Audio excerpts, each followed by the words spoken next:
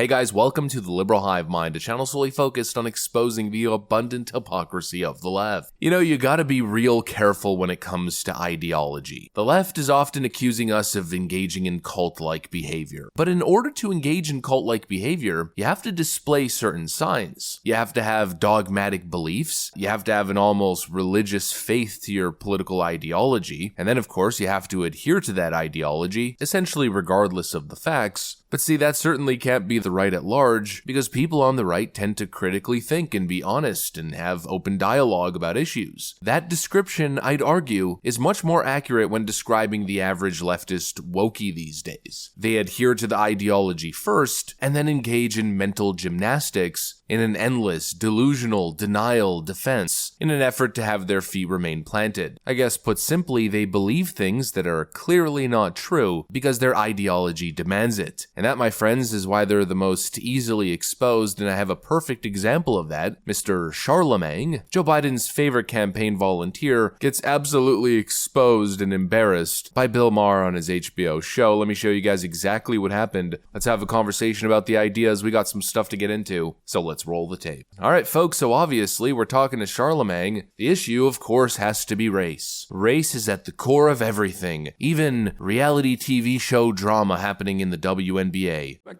you don't think it's a problem that this young woman, there's so many examples where, I mean, black people are very marketable. Well, ask yourself and this. She seems to have been indoctrinated into this.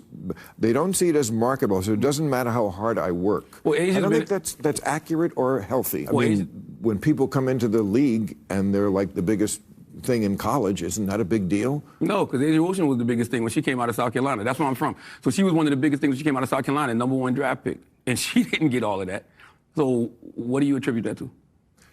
I mean, you're saying that's racism. No, I'm not saying it's racist. I'm just saying that I think Asia Wilson has a point. And I think sometimes when, black women say certain things, we should listen, and especially her, because I'm not in her shoes. I don't know. But why was Serena Williams such a big star? Because people like that. They didn't not watch her because she was black, right? Yeah. Okay. So where are we with this? I don't know. I'm just sitting back observing the conversation, but I do think you're in the conversation. What do you mean? I'm not a woman. You're in this conversation.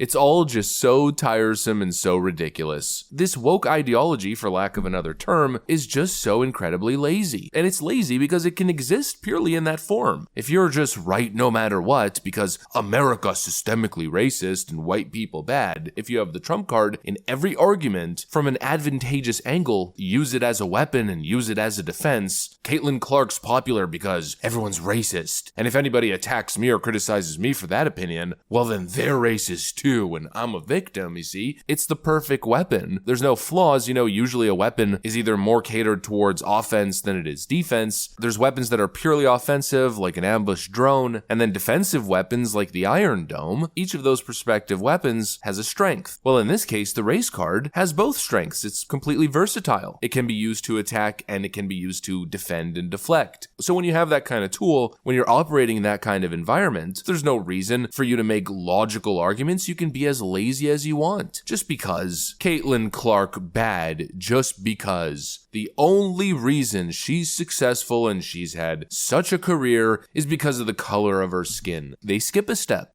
Proof, statistics, maybe long-term historical patterns. They skip all of that and just go straight to the conclusion. It's called the conclusion of the race grifter. And then, of course, as per usual, the dogmatic thinker gets completely exposed by one of the many holes in their arguments. What about Serena Williams? What about Michael Jordan? What about Naomi Osaka? Yeah, let's just pretend as if those people don't exist. Some of the highest paid athletes, but even beyond that, athletes who transcend their sports and become cultural icons. Michael Jordan frickin' changed the world. That one point is made and the whole thing falls apart. These people are in a cult. They just believe things and they say them without actually thinking. White police officer involved in incident with black criminal turns deadly. There's only one place where the brain goes. Ignore all the circumstance, all the facts, just push the message. And the woke message in this case is apparently that we're all crazy and we're actually still living in, the 1800s or something. One of the more controversial things he said to the graduating class that you have to be 10 times as good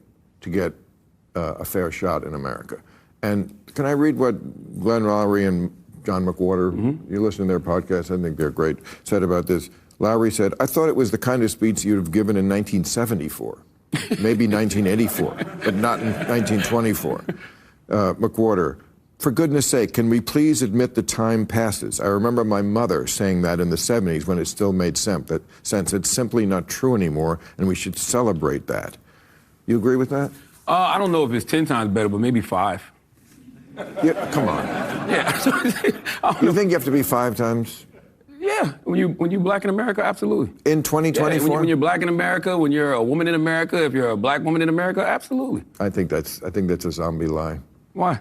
Because I just don't think that's America anymore. It's just because. And again, no evidence, just building arguments based on random values, 10 times, no 5 times. All to push the same ridiculous narrative that American society is somehow deeply racist and there's some collective power structure that's working together to undermine black people and artificially embrace and elevate specifically white people. That's why Caitlin Clark is successful. It has nothing to do with her record-setting seasons. No, of course, it always has to be something more dark, more sinister. The dark cloud of oppression always looms. But again, completely skipping steps here. Woke ideology 101. Always jump to systemic racism and never actually looking at the facts. If you were living in a system that was artificially elevating white people's status at the detriment of every other race, well then surely you would be able to explain the fact that Indian Americans and Asian Americans are on average out-earning white Americans and thriving in this system. How is this society supposedly systemically racist when so many different ethnic groups are thriving like never before in the same system? Well, there you go, another hole in the argument. Charlamagne looking like a deer caught in the headlights. Oh no, what do I do? The race grift is getting old at this point. It's becoming too easy to expose. You know, people like Thomas Sowell and Larry Elder have popularized the talking points. People now have a fundamental surface level understanding of the research. There's no Jim Crow 2.0. There's no systemic racist systems and systemically racist highways and no U-turn signs. If you believe that, you are part of a cult that is adhering to a dangerous victimhood ideology. This hypersensitivity of race, this hyper-focus on immutable characteristics, putting people in boxes, it's gotta stop. I mean, the fact that we're talking about Caitlin Clark at all as a white person instead of a basketball player, she's doing so much for the NBA, bringing so much attention, which means bringing so many dollars to the league. You know, I would like to celebrate athletics, I would like to celebrate human excellence, but instead, thanks to the wokies, we're once again talking about race. Caitlin Clark's cool, she plays basketball, people like her, they watch, get over it, not everything is a racist conspiracy. Anyways, that's pretty much what I got for you guys on this one. Thanks for watching, and I'll see you on the next one.